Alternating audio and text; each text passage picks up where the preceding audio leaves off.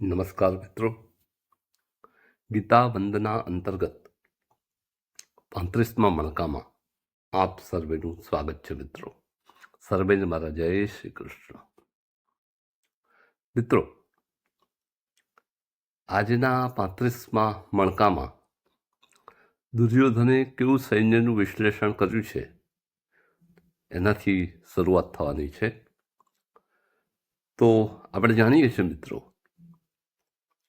કે આપણે ગીતા વંદના અંતર્ગત ભગવદ્ ગીતાના પ્રથમ અધ્યાય એટલે કે અર્જુન વિષાદ યોગના 6 શ્લોક સુધીની ચર્ચા ગત 34 મણકા સુધીમાં આપણે કરી ચૂક્યા છીએ. આજે 7મા શ્લોકની શરૂઆત કરવાની છે અને એમાં દુર્યોધન પોતાના સૈન્યમાં આવેલા જે મહારથીઓ છે એનું હવે વર્ણન કરવા જઈ રહ્યો છે. તો સૌ પ્રથમ આપણે આપણી પરંપરા મુજબ શ્લોકનું પારાયણ કરીશું અને પછીથી એ શ્લોકને સમજવા પ્રયત્ન કરીશું. અસ્માકં તુ વિશિષ્ટાયે તાન્નિબોધ દ્વિજોત્તમા નાયકા મમ સન્યસ્ય સંજ્ઞાર્થમ તાન બ્રવીમિ તે. શું કહી રહ્યું છે દુર્યોધન કે ત્રીજા શ્લોકથી શરૂ કરીને 6 શ્લોક સુધી તો આચાર્ય મેં તમને આપણા જે શત્રુ પક્ષ છે, પાંડવ પક્ષ છે, એના જે મહારથીઓ છે એના બધાના નામ ગણાવ્યા. પણ એનો મતલબ એવો નથી કે આપણા સૈન્યમાં પણ મહારથીઓ નથી. આપણા સૈન્યમાં પણ મહારથીઓ છે, પણ બધાના નામ તો કદાચ હું તમને ના ગણાવી શકું.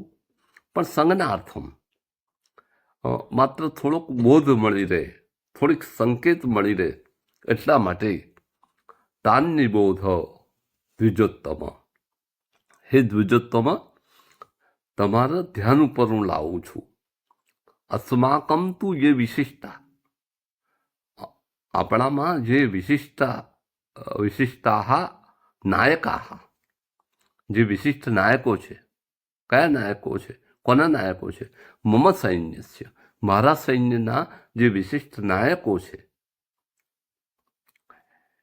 એમનો સંજ્ઞાર્થમ, માત્ર સંકેત માટે, માત્ર તમારા ધ્યાન ઉપર લાવવા માટે.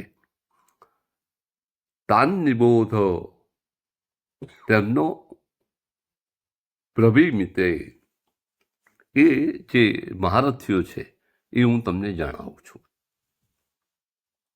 અર્થાત દુર્યોધન આ શ્લોકની અંદર પોતાના આચાર્ય એવા ગુરુની પાસે શરૂઆતમાં 3 થી 6 શ્લોકોની અંદર પાંડવ પક્ષના જે મહારથીઓ તેના નામ ગણાવ્યા અને હવે પોતે પોતાના સૈન્યના જે મહારથીઓ છે એના નામનું વર્ણન કરવા, એ લોકોના વર્ણન કરવા જઈ રહ્યો છે.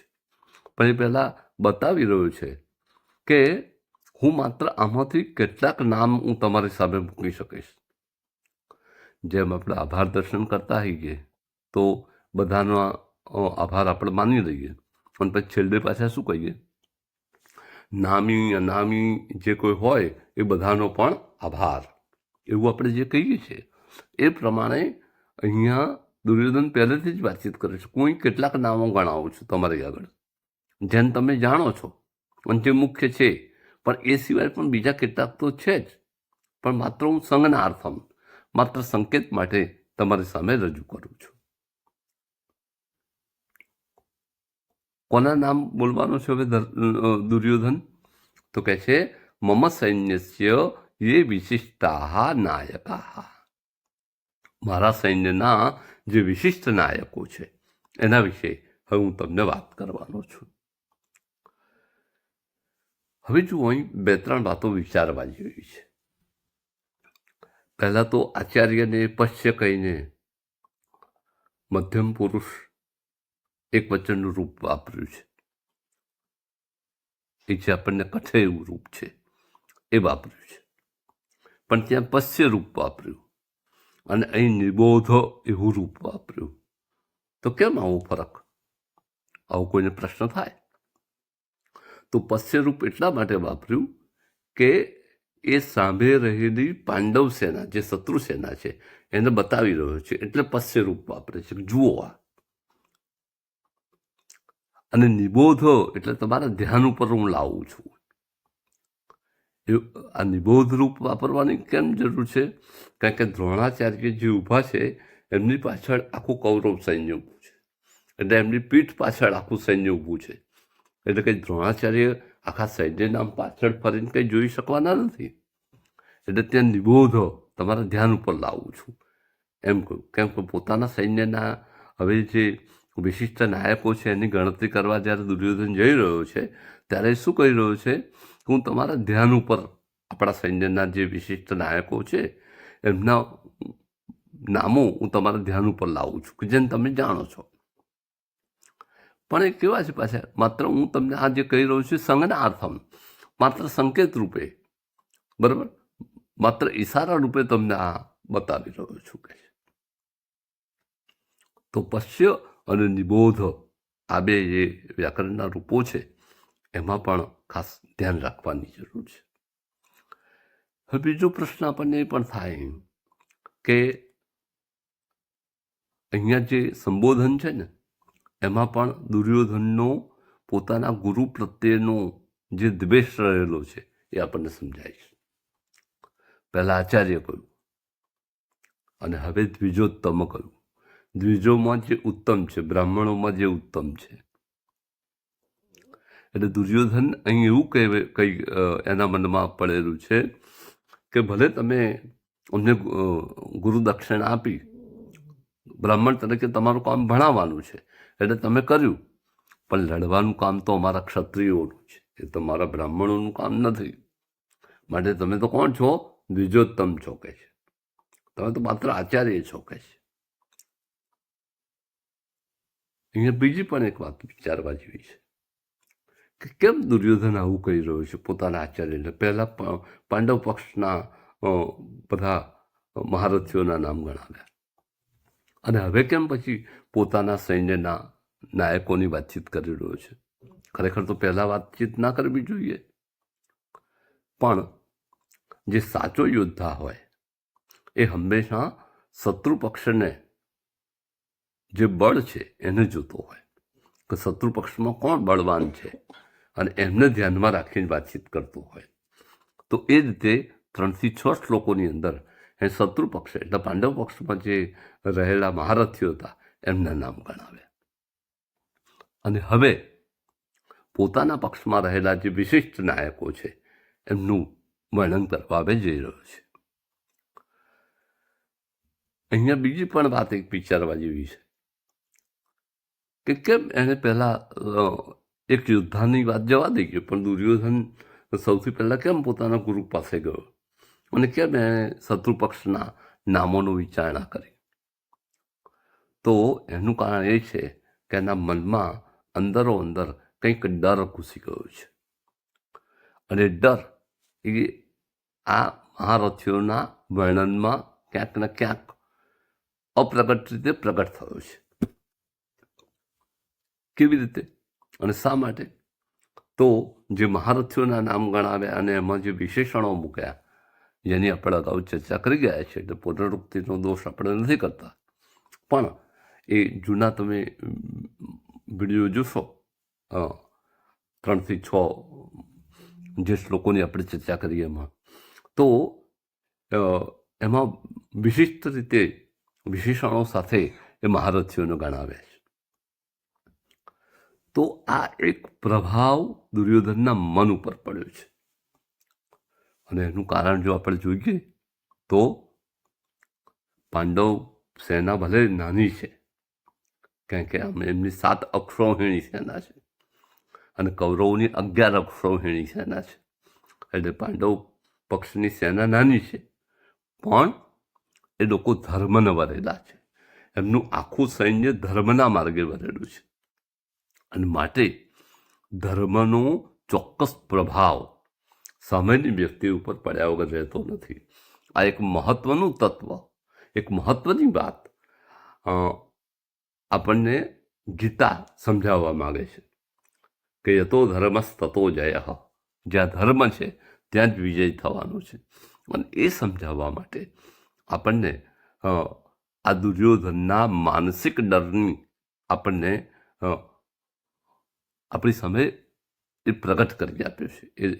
એ ડરની જે ચેતના છે એને આપણી સામે ખુલ્લી મૂકી આપી છે.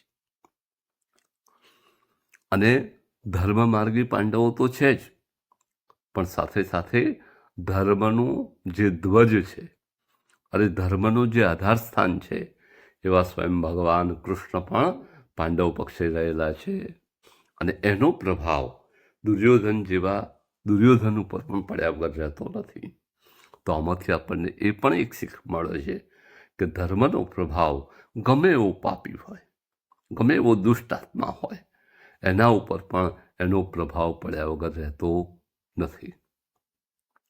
અને માટે તો બુદ્ધનો પ્રભાવ અંગુલિમાન ઉપર પણ પડ્યા વગર રહ્યો નહોતો.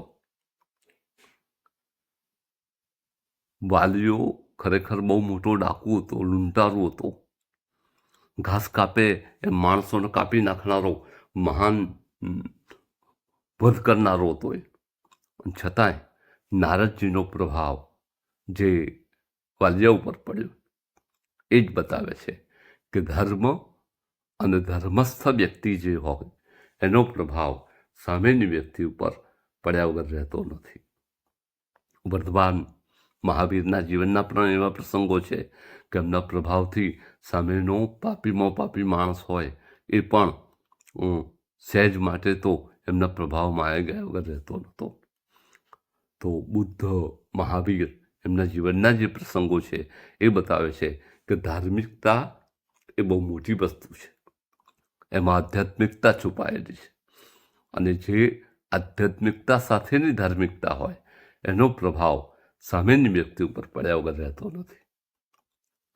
એમ પાંડવોની સેનાનો પ્રભાવ દુર્યોધનના માનસ પટલ ઉપર એવો પડ્યો અને એનાથી એને એવો માનસિક જે ડર ઉત્પન્ન થયો, એ ડરના કારણે એ 3 થી 6 શ્લોકોની અંદર પાંડવ પક્ષના જે મહારથીઓ હતા એમનો વિશેષણો સાથે વર્ણન કરવા માંડ્યો. આ ધર્મનો પ્રભાવ છે. યતો ધર્મ, મહાભારતનો મૂળ જો કોઈ ઉપદેશ હોય તો આ જ છે, યતો ધર્મસ્તતો જય. અરે વેદવ્યાસને પણ આ જ બતાવવું છે કે ઉર્ધ્વબાહુ વિરમ્યેશ ન ચ કશ્ચિત શૃણોતિ મે ધર્માદર્થસ્ય કામશ્ચ સધર્મ કિમ ન સેવ્યતે. જે ધર્મ, અર્થ અને કામ આપનારો, એટલે અર્થ અને કામ આપનારો એવો ધર્મ છે એને તમે કેમ સેવન કરતા નથી? કે ઉર્ધ્વબાહુ વિરમ્યેશ. આદિ પર્વમાં શરૂઆતમાં વ્યાસ ભગવાને આ વાતચીત કરી છે કે હું તો ઊંચા હાથ કરીને ઉર્ધ્વબાહુ વિરમ્યેશ પોતેથી બૂમો પાડું છું કે અર્થ અને કામ પણ તમને જે ના માર્ગથી મળવાના છે એ ધર્મનું તમે કેમ સેવન કરતા નથી? એટલે મહાભારતકારનો મૂળ ઉપદેશ એ છે કે જીવનમાં આપણે જે અર્થની પ્રાપ્તિ કરીએ અથવા તો જે કામની પ્રાપ્તિ કરીએ એ ધર્મના માર્ગે હોવી જોઈએ. યતો ધર્મસ તતો જય.